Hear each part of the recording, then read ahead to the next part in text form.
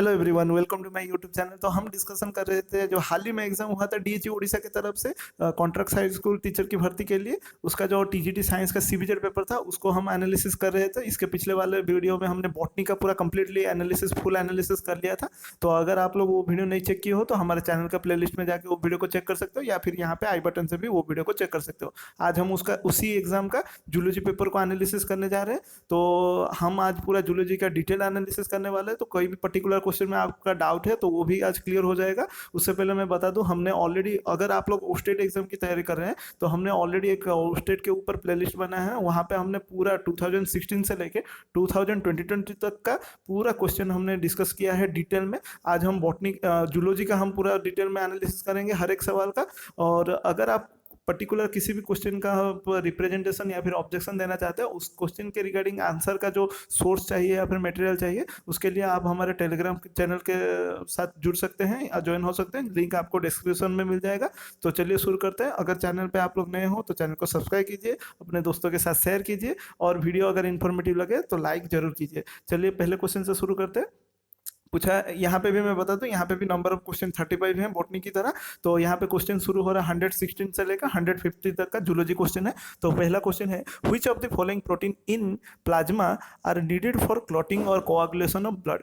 Blood को clot करने के लिए, ब्लड क्लॉटिंग या फिर कोआगुलेट करने के लिए तो हमें कौन सा वाला प्रोटीन चाहिए? Albumin, globulin, histamine, fibrinogen. So इसका राइट आंसर है हमारा फाइब्रिनोजेन। आप लोगों को मालूम होगा फाइब्रिनोजेन फाइबर्स लाइक जैसा होते हैं। तो मैं अगर बता दूं, यहाँ पे मान लीजिए कहीं पे एक चोट लग गया है, थोड़ा सा मैं इसको ये कर दूं, कहाँ चला गया, हाँ, ये मान लीजिए कहीं पे एक चोट लग गया है किसी बॉडी के स्किन पे। तो यहाँ पे क्या होगा, ब्लड जो वेसल्स होंगे वहाँ से ब्लड को रिलीज करते हैं, लीक होता है ब्लड। तो यहाँ पे क्या करता है, फाइब्रिनोजेन जो प्रोटीन होते हैं, ये फाइबर्स आके यहाँ पे ब्लड में जो होते हैं, यहाँ पे आके एक नेटवर्क बना लेते हैं, जिसके वजह से क्या होता है, ब्लड यहीं पे ब्लॉकेज हो जाता है, यहाँ पे अटक जाता है, जिसके वजह से क्लॉट होना चालू हो जाता है और ब्लड फ्लो बंद हो जाता है, एक्सेस ब्लड फ्लो बंद हो जाता है। तो ये ब्लैक कलर का जो मैं फाइबर लाइक स्ट्रक्चर बनाया हूँ, यही है फाइब्रिनोजेन और फाइबर लाइक प्रोटीन। चलते हैं नेक्स्ट क्वेश्चन की ओर। पूछा है hormone thromboprotein thrombopoietin stimulate the formation of, किसका स्टिमुलेट करता है? हार्मोन जो थ्रोम्बोपोइटिन है वो किसका फॉर्मेशन करता है और किसका फॉर्मेशन को स्टिमुलेट करता है? RBC, WBC, T cell, platelet. तो इसका राइट आंसर है ये हमारा प्लेटलेट का सिंथेसिस को स्टिमुलेट करता है। चलते हैं नेक्स्ट क्वेश्चन की ओर। पूछा है the gap between the two adjacent myelin sheath in a neuron are called Schwann cells, Nissl granule, node of Ranvier और पुरकिंजी फाइबर। मतलब मैं बना दूं, इस तरह का होता है हमारा, आप लोग देखे होंगे हमारा न्यूरॉन इस तरह का एक लंबा सा थ्रेड लाइक स्ट्रक्चर, और ये तो हमारा लॉन्गेस्ट सेल होता है, ये भी जानते हैं, नर्व सेल। तो इस तरह से हमारा स्वान सेल जुड़े रहते हैं, और हर एक नोड, ये पर्टिकुलर मैं नोड को इंडिकेट कर दे रहा हूँ, ये रहा, ये एक ब्लैक कलर में, ये रहा दूसरा। तो इसको कहते हैं, हमारा आंसर है, यहाँ पे आ जाएगा आंसर, ये रहा हमारा नोड्स ऑफ रैनबियर। इसको कहते हैं नोड्स ऑफ रैनबियर, यही ब्लैक कलर को नोड्स ऑफ रैनबियर कहते हैं। चलते हैं नेक्स्ट क्वेश्चन की ओर। पूछा है the gland secrets the hormone which shapes the life sees. जो लाइफ सेव करने वाला जो हार्मोन सिक्रेटिंग ग्लैंड कौन है? थायराइड, पिट्यूटरी, पिनियल और एड्रेनियल, एड्रेनल ग्लैंड। तो इसका राइट आंसर है एड्रेनल ग्लैंड। ये तीन तरह का हार्मोन बनाता है। एपिनेफ्रिन आप जानते होंगे, एपिनेफ्रिन, उसके बाद हमारा nor epinephrine, nor epinephrine, nor epinephrine, और उसके बाद हमारा कॉर्टिसोल। ये तीन तरह का हार्मोन बनाता है, जो कि हमारा मेनली क्या करते हैं, ये दोनों तो भास्टली हमारा फ्लाइट और फ्राइट को कंट्रोल करते हैं, फ्लाइट और फ्राइट को कंट्रोल करते हैं। फ्लाइट और फ्राइट आपने पढ़ा होगा। तो इसके माध्यम से ये हमारे बॉडी में, और ये हमारा ऑस्मोटिक बैलेंस को मेंटेन करके रखता है, बॉडी में ऑस्मोटिक बैलेंस मेंटेन करके रखता है। कौन? हमारा कॉर्टिसोल। कॉर्टिसोल हमारा ऑस्मोटिक बैलेंस मेंटेन करके रखता है, और एपिनेफ्रिन, नॉर एपिनेफ्रिन हमारा फ्लाइट और फ्लाइट के एक्शन के लिए रिस्पॉन्सिबल है। चलते हैं नेक्स्ट क्वेश्चन की ओर। पूछा है choose the action of the term apoptosis. Apoptosis किसे कहा जाता है? सेल डिवीजन को, सेल ग्रोथ को, सेल डेथ को, या फिर सेल डेवलपमेंट? हमें इजीली मालूम है अपोप्टोसिस का मतलब है सेल डेथ। सेल डेथ, इसको और एक नाम से भी जाना था, programmed cell death, PCD, program cell death. चलते हैं next question. How many fatty acid chains are present in the plasma membrane phospholipid. में बना दो, प्लाज्मा मेम्ब्रेन पूछा है, कितना प्लाज्मा मेम्ब्रेन में मतलब फैटी एसिड का चेन होता है? ये इस तरह का फॉस्फोलिपिड हेड होता है और उसके टेल होता है, और ये ऑपोजिटली इस तरह से दो चेन में बटे हुए रहते हैं, इस तरह से अरेंज हुए रहते हैं। आपने प्लाज्मा मेम्ब्रेन का स्ट्रक्चर इस तरह से देखा होगा। तो पूछा है हाउ मेनी फैटी एसिड्स, कितने fatty acid chain are present in the plasma membrane phospholipid. Plasma membrane के फॉस्फोलिपिड में कितने फैटी एसिड चेन है? 1 2 3 4। सो ये नंबर 1 हो गया, ये वाला एक चेन हो गया और ये दूसरा चेन हो गया। सो टोटल 2 चेन होते हैं। 121 का बी होगा आंसर। चलते हैं नेक्स्ट क्वेश्चन। पूछा है a place in the environment where a living organism lives and grows naturally is defined as. एक एनवायरमेंट में प्लेस होगा जहाँ पे कोई भी ऑर्गेनिज्म आराम से रहता है और नेचुरली बढ़ता है, ग्रो करता है, तो उसे क्या कहते हैं? उसे एक पर्टिकुलर एरिया को लिविंग ऑर्गेनिज्म का क्या बोलते हैं? इकोलॉजिकल नीश बोलते हैं, बायोम बोलते हैं, हैबिटेट बोलते हैं, या इकोलॉजी बोलते हैं? उसको कहते हैं हमारा हैबिटेट। हैबिटेट यानी पर्टिकुलर एक स्पीसीज कोई एक पर्टिकुलर एनवायरमेंट में इजीली आराम से विस्टैंड करे, ग्रो करे, डेवलप करे, उसको हम उसका हैबिटेट बोलते हैं। बाकी इकोलॉजी तो स्टडी हो गया, बायोम तो एक लार्ज इकोसिस्टम, बहुत सारे इकोसिस्टम को लेके बायोम बनता है, आप सब जानते हो। और इकोलॉजिकल नीश में यानी फंक्शनल, जहाँ पे भी वो लिविंग ऑर्गेनिज्म या फिर कोई एक पर्टिकुलर स्पेसिस उसका जो पर्टिकुलर जो एनवायरमेंट रहता है उसको नीश कहते हैं। चलते हैं next question. Read the following statement and choose the correct option. इनमें से मतलब जो करेक्ट ऑप्शन को हमें चूज करना है स्टेटमेंट पढ़ के। पूछा है energy in ecosystem always flow in direction. ये तो सही बात है, हमें मालूम है हमारा जो एनर्जी है हमेशा यूनिडायरेक्शनल फ्लो करता है, ये करेक्ट है। Energy flows progressively from one trophic level to another trophic level and can not revert by. ये भी सही है। यानी कि एक तरफ से मान लीजिए ये प्रोड्यूसर है, प्रोड्यूसर के पास ये हर्बीवोर के बाद जब कार्निवोर के पास जाता है और कार्निवोर के पास डिकम्पोजर के बाद एनर्जी हमेशा एक ही डायरेक्शन में फ्लो करता है और ये कभी भी वापस रिवर्ट बैक नहीं हो सकता, ये हमेशा एक ही डायरेक्शन में फ्लो करते जाएगा। तो दोनों के दोनों ट्रू है। देखते हैं ऑप्शन में से 1 and 2 are true, one is true and 2 is false, 1 is false and 2 is true, 1 and 2 are false। so हमारा राइट आंसर है ऑप्शन है 1, both 1 and 2 are true। चलते हैं नेक्स्ट क्वेश्चन। पूछा है the process through which population of living organisms adopt and change is. यानी कि कौन सा उस प्रोसेस को क्या कहते हैं जहाँ पे पॉपुलेशन ऑफ लिविंग ऑर्गेनिज्म खुद को अडॉप्ट कर लेते हैं और चेंज कर लेते हैं? उस प्रोसेस को क्या कहते हैं? आइसोलेशन, म्यूटेशन, वेरिएशन और नेचुरल सिलेक्शन। राइट आंसर है नेचुरल सिलेक्शन।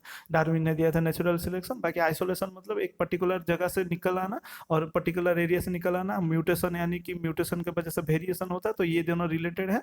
और जो बचा हमारा नेचुरल सिलेक्शन, इसका मतलब है कोई एक पर्टिकुलर पॉपुलेशन क्या करते हैं लिविंग ऑर्गेनिज्म के, वो खुद को कोई एक पर्टिकुलर एरिया में अडॉप्ट कर लेते हैं और खुद को चेंज भी करते हैं, टाइम टू टाइम चेंज करते हैं, यानी कि इवॉल्व करते हैं। चलते हैं next question. The part of nephron which mainly concentrate और डाइल्यूट्स यूरिन इज।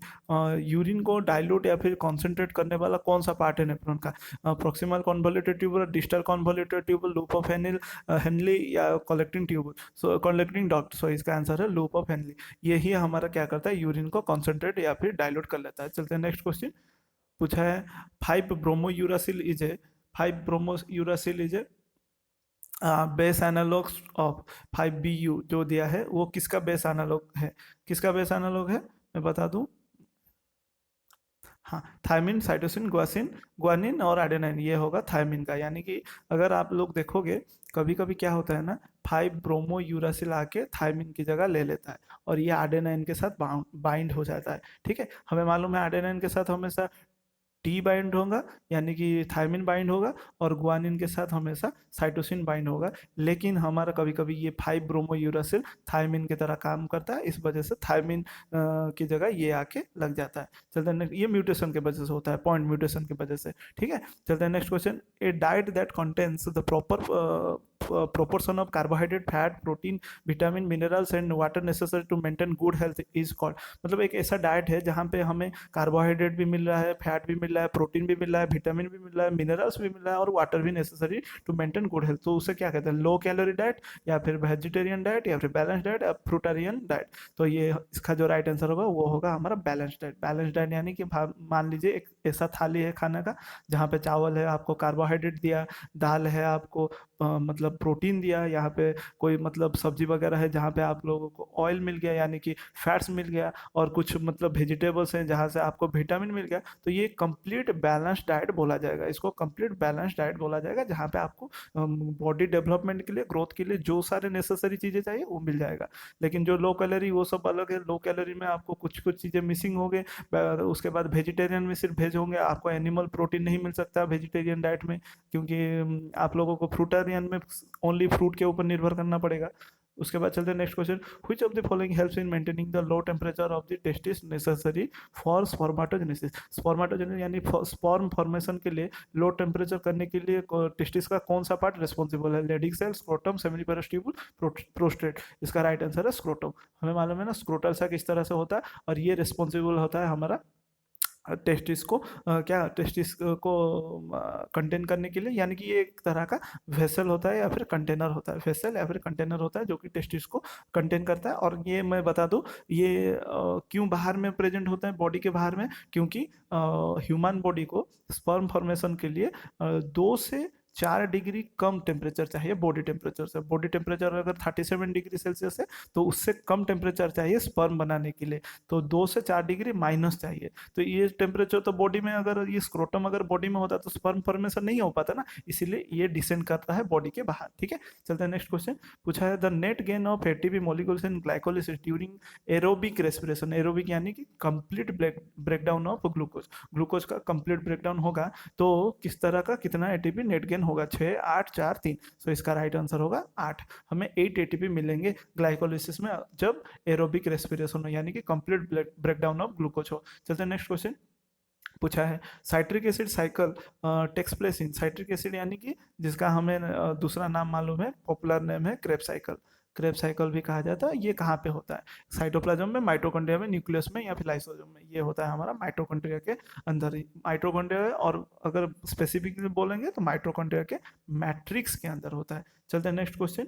पूछा है which is the true, true कौन सा है? True statement for amoeba. Amoeba के लिए ट्रू कौन है? Classified as Monera, classified as Protista, classified as fungi, classified as eubacteria. So Monera हमारा आ जाएगा प्रोटिस्टा में। ठीक है, प्रोटिस्टा, प्रोटिस्टा में आएगा ये।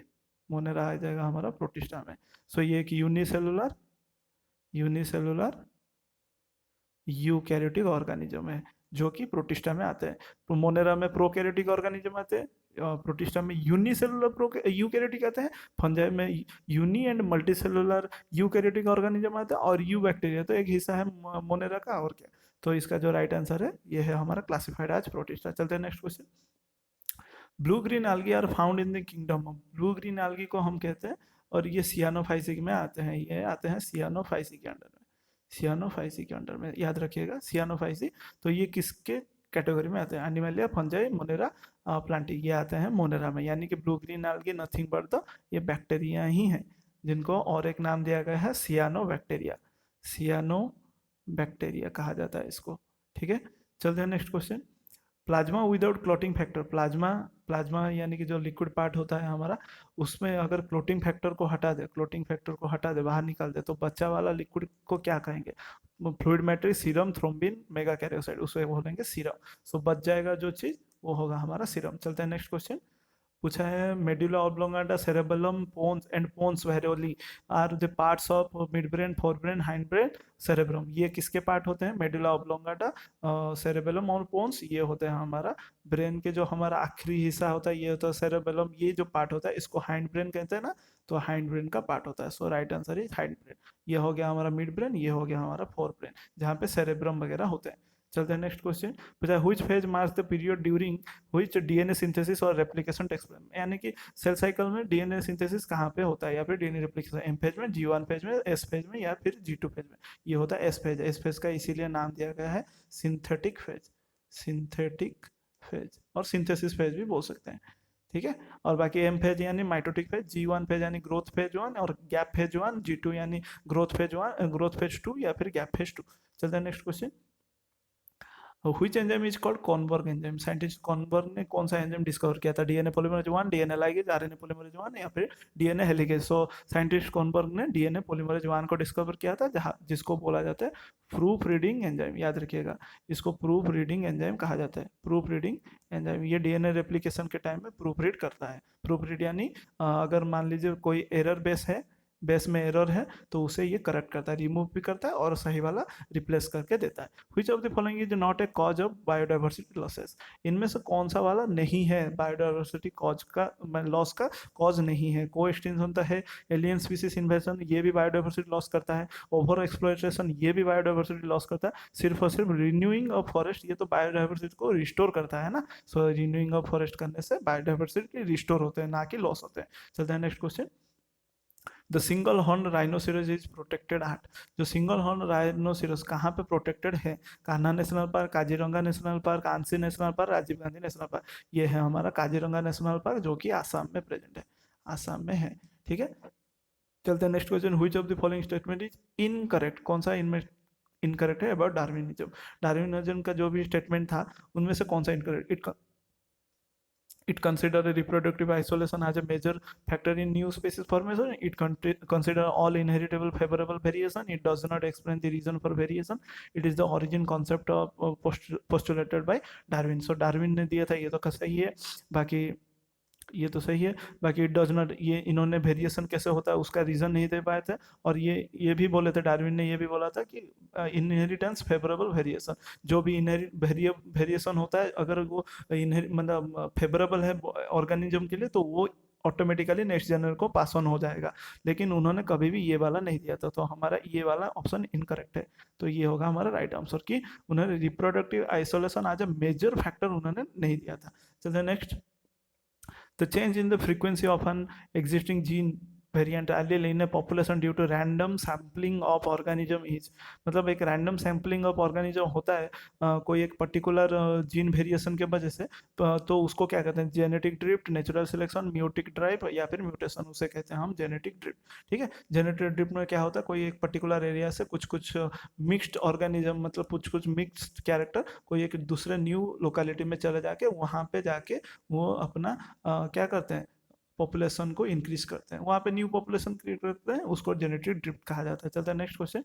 The portion of the nephron that primarily helps to maintain osmolar gradient, osmolar gradient को मेंटेन करते with the kidney interstitium is, interstitium kidney interstitium में जो ऑस्मोलर ग्रेडियंट मेंटेन करता है, ग्रेडियंट यानी ज़्यादा कम, लो हाई, ठीक है, उसको मेंटेन कौन करता है? Proximal convoluted tubule, distal convoluted tubule, Henle's loop या फिर ग्लोमेरुलस। सो ये होगा हेनेल्स लूप, यही हमारा ऑस्मोलरिटी ग्रेडियंट को मेंटेन करके रखता है नेफ्रॉन में। चलते हैं next question. the small segment with plugged walls after the ascending limb, ascending limb यानी ये रहा descending limb, उसके बाद ऊपर जो ascending limb है उसके बाद में जो स्ट्रक्चर प्रेजेंट है limb of nephron is known as, nephron उसके बाद जो प्रेजेंट है उसको क्या कहते हैं? Mucosa, macula densa, distilled convoluted, distil नहीं होगा, हाँ डिस्टिल नहीं होगा, ये डिस्टल कॉन्वोल्यूटेड ट्यूबुल होगा, कलेक्टिंग ट्यूबुल होगा। सो ये होगा हमारा मैक्यूला डेंसा, ये चीज़ होता है मैक्यूला डेंसा, यहाँ पे प्रेजेंट होता है आफ्टर असेंडिंग लिम्ब के बाद। ये डिसेंडिंग लिम्ब हो गया नेफ्रॉन का, ये असेंडिंग लिम्ब हो गया। तो उसके बाद जो प्रेजेंट होता है हमारा मैक्यूला डेंसा। चलता है next question. Which of the following syndrome is also known as 5p- syndrome? देखिए ये बहुत इंटरेस्टिंग है, यानी कि हमारे पास 23 पेयर क्रोमोसोम है ह्यूमन बॉडी में, ठीक है, तो ये जो 5p- सिंड्रोम को और क्या कहा जाता है? Klinefelter syndrome, Brown syndrome, Turner syndrome, cri du chat syndrome. तो देखिए 23 पेयर में से जो 5 नंबर वाला क्रोमोसोम है ना, यहाँ मान लीजिए ये रहा वो क्रोमोसोम पेयर, ठीक है, इस तरह का होमोलोगस पेयर है।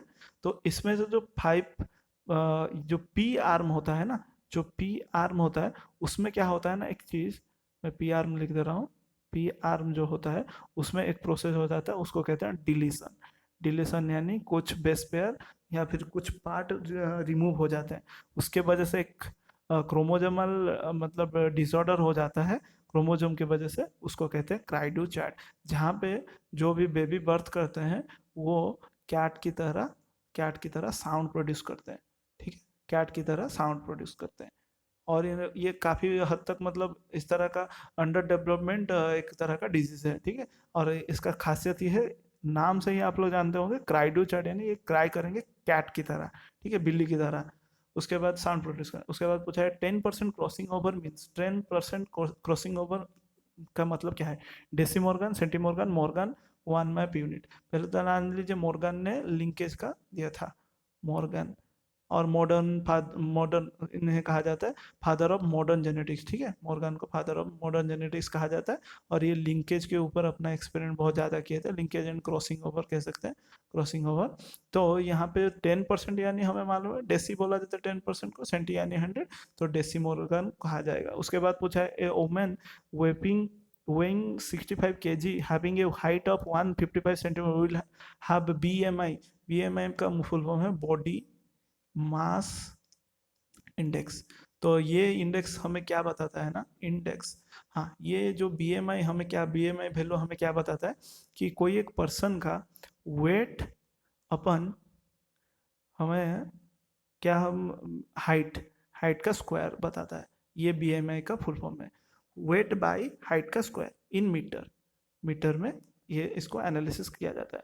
तो अगर आप लोग निकालने जाओगे 65 kg यानी वेट को डिवाइड करोगे आप 1.55, जो मीटर हो गया, ये मीटर लिख दे रहा हूँ, उसका स्क्वायर अगर निकालने जाओगे तो मैंने इसका निकाला था 21, 23, 27, 29, इसका 27 पॉइंट समथिंग आ रहा था आंसर, तो 27 पॉइंट समथिंग होगा, ठीक है। ये BMI का फुल फॉर्म है, BMI यानी बॉडी मास इंडेक्स का फॉर्मूला है weight by height in meter का होल स्क्वायर, ठीक है, जितना वैल्यू आएगा वो आपका होगा BMI का वैल्यू। चलते हैं next question, which of the following is consider as micronutrient. Micro यानी जो कम चाहिए बॉडी को, और मैक्रो यानी ज़्यादा चाहिए, विटामिन, प्रोटीन, फैट्स, कार्बोहाइड्रेट। देखिए ये जो DCB हो गया, BCD, ये और ये तीनों हमें बहुत ज़्यादा चाहिए, तो ये तो माइक्रो नहीं हो सकते, तो बचा हमारा सिर्फ एक विटामिन, ये बहुत कम में चाहिए, मतलब कम मात्रा में चाहिए, लेकिन बहुत ही एसेंशियल होते हैं बॉडी के लिए। उसके बाद next question, which part of a human sperm content maximum number of mitochondria. कौन सा ह्यूमन स्पर्म का जो पार्ट होता है, ह्यूमन स्पर्म का ये छोटा सा नेक, ये मिडिल फिश और ये टेल होता है ना, तो हमारा कौन सा पार्ट है जहाँ पे मैक्सिमम हमारा माइटोकॉन्ड्रिया देखने को मिलते हैं, टेल में, अक्रोजम में, नेक में या मिडिल पीस। ये हो गया हेड, ये हो गया नेक, ये हो गया मिडिल पीस और ये हो गया टेल, हमारा देखने को मिलता है मिडिल पीस में, याद रखिए मिडिल पीस में हमें माइटोकॉन्ड्रिया सबसे ज़्यादा देखने को मिलता है। चलते हैं नेक्स्ट क्वेश्चन, चलते हैं नेक्स्ट क्वेश्चन में देखते हैं the respiratory question for anaerobic respiration. Anaerobic यानी incomplete breakdown of glucose, incomplete breakdown, glucose जब भी इनकम्प्लीट ब्रेकडाउन करेगा तो ये 2 CO2 रिलीज करेगा, और ये 2 CO2 में कोई भी किसी भी प्रकार का नो ऑक्सीजन, ऑक्सीजन बिल्कुल भी रिलीज नहीं होगा, क्योंकि एन एरोबिक रेस्पिरेशन दिया है, यानी कि ऑक्सीजन इंडिपेंडेंट, ऑक्सीजन यहाँ पे एब्सेंट है, तो इस एब्सेंस में सिर्फ 2 ही कार्बन डाइऑक्साइड रिलीज होंगे, ऑक्सीजन रिलीज नहीं होगा, जिसके वजह से अगर आप फॉर्मूला पुट करोगे आर क्यू का फॉर्मूला है CO2 कंज्यूम्ड, CO2 हमारा कंज्यूम्ड बाय हमारा oxygen release, oxygen release, so volume of CO2 consumed by volume of oxygen release का फॉर्मूला होता है, तो इसको फॉर्मूला पुट करने से 2/0 होगा, और किसी भी नंबर को 0 से डिवाइड करेंगे तो हमारा वैल्यू इन्फिनिटी आएगा, सो इसका राइट आंसर होगा equal to 1, less than 1, greater than 1, infinity होगा राइट आंसर। चलते next question, which of the following is found by the oxidation of pyruvic acid in under anaerobic condition, under anaerobic condition in skeletal muscle. तो anaerobic मतलब oxygen के absence में अगर pyruvic acid oxidise हो रहा है skeletal muscle में, तो वो क्या प्रोड्यूस करेगा, lactic acid, oxalo acetic acid, citrate, malate, so simple सा आंसर है लैक्टिक एसिड, याद रखिए। जो भी आप लोगों को मैं एक एग्जांपल दूंगा, जब भी आप रनिंग वगैरह करते हैं, एक टाइम ऐसा पॉइंट आता है जहाँ पे एक पॉइंट ऐसा लगता है हमको कि हम और नहीं दौड़ सकते और नहीं रन कर सकते, इसका मतलब ये होता है हमारे पास तब सफिशिएंट ऑक्सीजन नहीं रहता, सफिशिएंट ऑक्सीजन नहीं रहता, जिसके वजह से ग्लूकोज का इनकम्प्लीट ब्रेकडाउन होता है। इनकम्प्लीट ब्रेकडाउन होने की वजह से ये हमारा एनर्जी प्रोड्यूस करने के बजाय प्रोड्यूस करता है लैक्टिक एसिड, और लैक्टिक एसिड जब भी बनता है ये क्या करता है, मसल फैटिक, याद रखिए मसल फैटिक करता है, फैटिक यानी मतलब बहुत ये बॉडी को थका देना, ठीक है, थका देना प्रोसेस कर देता है, मसल को थका देता है, जिसके वजह से आप और दौड़ नहीं सकते। तो ये किसके वजह से होता है, लैक्टिक एसिड के फॉर्मेशन के वजह से, जो कि इनकम्प्लीट ब्रेकडाउन ऑफ ग्लूकोज होता है इन एब्सेंस ऑफ ऑक्सीजन। चलते हैं last question, mycelium is a specific character of bacteria, algae, fungi, nematode. So mycelium किसका स्पेसिफिक कैरेक्टर है, बैक्टीरिया का, अल्गी का, फंगाई का, निमाटोड, ये है फंगाई का। आपने कॉटन मास तो देखा होगा, कॉटन कॉटन तो जानते होंगे। कॉटन में मान लीजिए हर एक थ्रेड ये एक एक उसका हाइफी है, ठीक है, हाइफी। और ये पूरा स्ट्रक्चर को हम कहेंगे माइसेलियम। तो फंगस में भी उसी तरह की होता है, उसी तरह ही होता है। जो पतला पतला फाइबर होते हैं वो सब हाइपी होते हैं, और ये कॉटन ही मास जो बनाते हैं उसको माइसेलियम कहते हैं। तो इसी के साथ हमने पूरा बॉटनी और जूलॉजी दोनों का कंप्लीट कर लिया। जो 3 मार्च में एग्जाम हुआ था बैच 1 के लिए, टीजीटी साइंस का सीबीजेड पेपर। इसके बाद हम चेक करेंगे बैच 2 का, वही 3 मार्च का जो एग्ज़ाम हुआ था। बैच 2 का हम बॉटनी जूलॉजी कंप्लीट कर लेंगे। उसके बाद हम नेक्स्ट वाला शिफ्ट जो हुआ था 12 तारीख को, 12 मार्च को, उसका कंप्लीट करेंगे। इस हिसाब से हम लोग पूरा कंप्लीट कर लेंगे, कंप्लीट एनालिसिस। इसलिए आप चैनल को सब्सक्राइब करके रखें। अगर वीडियो पसंद आया तो लाइक कीजिए। मिलते हैं नेक्स्ट वीडियो में। थैंक